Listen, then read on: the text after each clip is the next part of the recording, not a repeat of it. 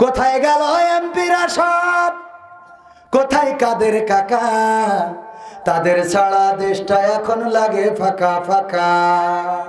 পালাবো না, পালাবে না, পালাবে না, যাই না তবু দেখা, পালাবে না, পালাবে না, যাই না তবু দেখা। তাদের ছাড়া দেশটা এখন লাগে ফাঁকা ফাঁকা, ওদের ছাড়া দেশটা এখন লাগে ফাঁকা ফাঁকা। আইন মন্ত্রী আটকে গেল আইনেরই ফাঁকে, দাড়ি ছাড়া দরবেশের ভণ্ড ভণ্ড লাগে। আইন মন্ত্রী আটকে গেল আইনেরই ফাঁকে, দাড়ি ছাড়া দরবেশের ভণ্ড ভণ্ড লাগে। শুনছি কত নেতা নেত্রী খাইতেছে ভাই ডান্ডা, বিচারপতি কালামানিকের ফাটিয়েছে আন্ডা। পলকের ঝলক গেল, পলকের ঝলক গেল থামিয়ে নেটের চাকা। তাদের ছাড়া দেশটা এখন লাগে ফাঁকা ফাঁকা, ওদের ছাড়া দেশটা এখন লাগে ফাঁকা ফাঁকা। কোথায় গেল, কোথায় গেল সংসদেতে মমতাজের গান, কই গেল সেই হযরত বলা স্বামী ওসমান। কথা কয় না, খেলা হবে, আসো খেলবো, তোমাদের মা বাবা 14 গোষ্ঠীরে নিয়ে আসো, খেলা হবে। বলিছে না বলে নাই? কই গেল সেই সংসদেতে মমতাজের গান, কোথায় গেল হযরত পালা স্বামী ওসমান। ইনু মেনন্দি ফুমনি আছে কারাগারে, বাপ করিলেও পাপ কখনো ছাড়ে কি আর তারে। কোথায় গেল স্পিকারের, কোথায় গেল স্পিকারের দৃষ্টি আঁকা বাঁকা, তাদের ছাড়া দেশটা এখন লাগে ফাঁকা ফাঁকা, ওদের ছাড়া দেশটা এখন লাগে ফাঁকা ফাঁকা। কোথায় গেল আরাফাত আর ব্যারিস্টার সুমন, কথা বলার সময় তারা করে নিয়োজন। মুরগি কবির খাইছে ধরা, জাফর কোথায় আছে, গোপনে কি সেও গেল মোদি দাদুর কাছে। কথা কয় না? একটা বিষয়, আপনাদের এখান থেকে কি ভারতের বর্ডার খুব কাছে? আমার কেন জানি মনে হচ্ছে এখানে ভারতের শ্রোতা।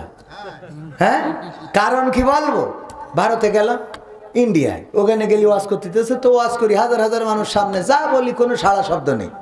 বলেন আমিন ওলাদু আল্লিন, কিছুই কয় না। আমি আব্দুল সালাম যুক্তিবাদী ভাই ছিল ওই সময় ইন্ডিয়ায়, বললাম ভাই এ তো বেকায়দা, কেউ তো কোনো কথা শোনে না। কেন বলছি, এত বলি যে ভাই সুবহানাল্লাহ বলেন, আলহামদুলিল্লাহ বলেন, আমিন বলেন, কেউ কথা কয় না। তা বলছে ভারতের মুসাল্লিদের, ভারতের শ্রোতাদের চিন্তা ভাবনা হইলো বাংলাদেশের টাকা খরচ করে হুজুর আনিছি কি আমরা কথা বলার জন্য? যা বলা তুই বললি ঠিক কিনতে যাবি, আমরা বলবো পাকামো পাই যা, টাকা দিয়ে নিয়ে আসি কি করতে? আপনাদের কি এরকম নিয়ম? গণতন্ত্র চিনি নাই আমি, জানি না গণতন্ত্র, গণতন্ত্র দেখিনি আমি, শুনেছি গণতন্ত্র। গণতন্ত্র চিনি নাই আমি, জানি না গণতন্ত্র, গণতন্ত্র দেখিনি আমি, শুনেছি গণতন্ত্র। শুনেছি আমি বাংলাদেশে গণতান্ত্রিক রাজা, যখন যারে মনে দিয়েছে ধরে দিয়েছে সাজা।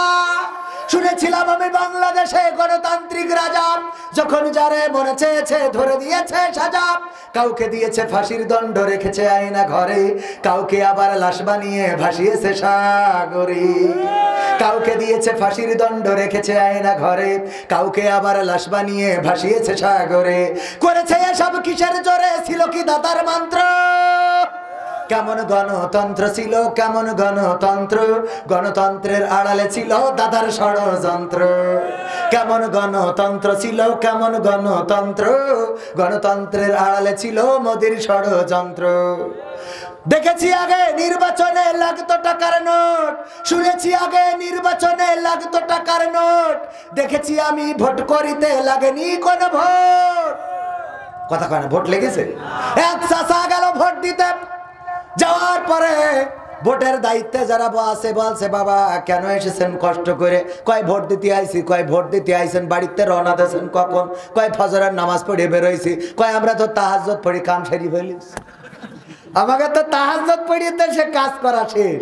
তা বাবু হয়ে গেছ, তাহলে হয়ে গেছ মানে কি শেষ? শেষ আচ্ছা তাহলে বাবু একটু কালি লাগাই দাও না, এবার বৌমা খুবেন আমি বুঝি না, কালি লাগাই দিয়ে চলে যাচ্ছে। ডাক দেওয়া চাচা শোনেন, শাশির জন্য আবার কষ্ট দিয়েন না, বলছে তোমার শাশির ভোটটা দিয়ে গে। তো ও মনে করছে কি দেখি, যাই হোক পাগল ছাগল মুরব্বী মানুষ বুঝাই দি, বলছে হ্যাঁ হ্যাঁ হ্যাঁ দিয়ে গেছে। দেখো কত বড় নেমো খারাপ গো, কার সাথে সংসার করেছি আল্লাহ, আল্লাহ তুমি ওর সাথে আমার জান্নাতেও নিও না।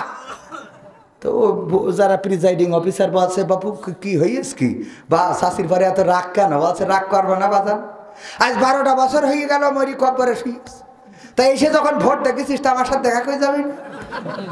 তুই ভোটটা তো দিয়ে গেছিস, তাই দেখা করিয়ে যা আমার সাথে, আমি বুড়ো কেমন করিয়ে থাকি। কথা কি বোঝা গেছে? শুনেছি আগে নির্বাচনে লাগতো টাকার নোট, দেখেছি আমি ভোট করিতে লাগেনি কোনো ভোট। ভোটের আগে পাশ হয়েছে মন্ত্রী মিনিস্টার, লাগেনি মিছিল, লাগেনি মিটিং, লাগেনি তো পোস্টার। নির্বাচন কমিশন ছিল ইন্ডিয়ার পাতানো কোন যন্ত্র। কেমন গণতন্ত্র ছিল, কেমন গণতন্ত্র, গণতন্ত্রের আড়ালে ছিল রায়ের ষড়যন্ত্র। কেমন গণতন্ত্র ছিল, কেমন গণতন্ত্র, গণতন্ত্রের আড়ালে ছিল মোদির ষড়যন্ত্র। বিরোধী দল যারা সংসদে ছিল তারা ছিল পোষা ময়না, দেশ জ্বলে পুড়ে হয়েছিল ছাই তবুও তো কিছু কয় না। বিরোধী দল যারা সংসদে ছিল তারা ছিল পোষা ময়না, দেশ জ্বলে পুড়ে হয়েছিল ছাই তবুও তো কিছু কয় না। শাসনে ছিল না সততা নিষ্ঠা, বিচারের ছিল না মান, সংসদে বুঝি তাই শোনা যেত মমতাজের গান। ঠিক না বেঠে? মমতাজের গান শোনা গেছে না যায় নাই? মমতাজের গান শুনলাম সংসদে আমার নেত্রী রে, তেল দিয়ে কত গান শুনাইলো। আর মমতাজ আপা এখন নীরব হয়ে গেল, নিস্তব্ধ হয়ে গেল, কোনো গান এখন আর শোনায় না। প্রথমে আমি একটা গান গেয়েছিলাম যে আপন বলে পৃথিবীতে কেউ নেই, মনে আছে না নাই? মনে আছে? অথচ দেখেন মমতাজের মতো নেমো খারাম অনেকেই হইতে পারে না। মনির খানের নাম শুনেছেন না শোনেন নাই? তার নায়িকার নাম কি একজন বলেন? হ্যাঁ, এটা তো মুখস্থ থাকতে হবে। অঞ্জনা, এই অঞ্জনা যখন ছেকা দিয়ে চলে গেছে তখন মনির খান তার নাম ধরে গান গেয়েছে না গায় নাই? জানে যে আমি এখনো বিয়ে করিনি, বিয়ে করার পরে আমার স্ত্রী জানবে যে আমার অঞ্জনা নামে কেউ ছিল, তখন বাড়ি ফাটাফাটি বাঁধবে না বাঁধবে না? এরপরে ও অঞ্জনা তুমি কথা রাখলে না, চলে গেলে মনিরামপুর দিয়ে ঝাপা পাওয়ার পার হইয়ে। অঞ্জনা, ঝাপা পাওয়ারে আসলাম তোমার পাইলাম না অঞ্জনা। সব গানে অঞ্জনা আছে না নাই? অঞ্জনা অঞ্জনা করে গোটা বাংলাদেশের যুবকদের মাথা খারাপ করে দিলে গো। দেখেন মনির খান তার ভালোবাসার মানুষের জন্য এতবার গাইতে পারলো, আর আমার মমতাজ আপারা জীবনে লেখাপড়া করে নাই, বাংলা ভালো করে পড়তে পারে না, পড়তে যেয়ে দাঁত ভেঙে যায়। এই লোকরা এমপি হয়ে গেল, সরকারের এত সুবিধা পাইলো, এত খাইলো, তেলবাজি করলো সংসদে, আর যখন চলে গেল তখন আমার মমতাজ শেখ হাসিনারে নিয়ে একটা গানও গাইলো না। তার মানে এ নেমো খারাম। বলেন ঠিক না বেঠিক? আমি বললাম ওগো মমতাজ আপা, তোমার তো এখন এমন একটা গান গাওয়ার দরকার ছিল, আমার সোনার ময়না পাখি কোন বা দোষে দাদার কাছে গো, আমরা এই দেশে কেমনে থাকি রে আমার কলজের ময়না পাখি। ঠিক না বেঠে? এখন গাই, এখন গাই গাই গাই গান গাই, কিন্তু সেটা মানুষ সমাজে গায় না। এখন গোপনে পায়খানা ঘরের মধ্যে যেয়ে গায়, ও আমার দরদি আগে জানলে, আগে জানলে তোর ভাঙা নৌকায় চড়তাম না। ও রে আমার দরদি আগে জানলে, আগে জানলে তোর ভাঙা নৌকায় চড়তাম না, ভাঙা নৌকায় চড়তাম না, আর এই বিপদে পড়তাম না।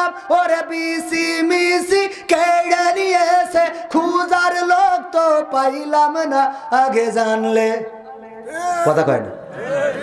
আগে জানলে তোর ভাঙা নৌকায় চড়তাম না। গাই না গাই না? গাই। ভাইরা আমার, রাত অনেক হয়ে গেছে, আর কষ্ট দিতে চাই না। আপনাদেরও কষ্ট হচ্ছে, অনেক বেজে গেছে 12:30। কখন বাজে 12টা, কখন বাজে কয়টা? 12টা। আমি দাওয়াত নেওয়ার সময় বলি যে কয়টায় দেবেন 12টায় শেষ করবো। আমি এখানে কথা দিয়েছিলাম 10:30টায় আসবো, 12টা পর্যন্ত আলোচনা করব। আমি 10:30টায় স্টেজে আসিছি, আমার ঘড়ি ধরি একেবারে 10:30টায় আসছি। জীবন পৃথিবীতে যত নিয়ামত শোনেন শোনেন, আমি বললেনি বাবারে, কালকে আমার মাহফিল হলো হাফিজুর রহমান সিদ্দিকী হুজুরের সাথে, প্রথম মাহফিল কুমিল্লায়, ওনার সাথে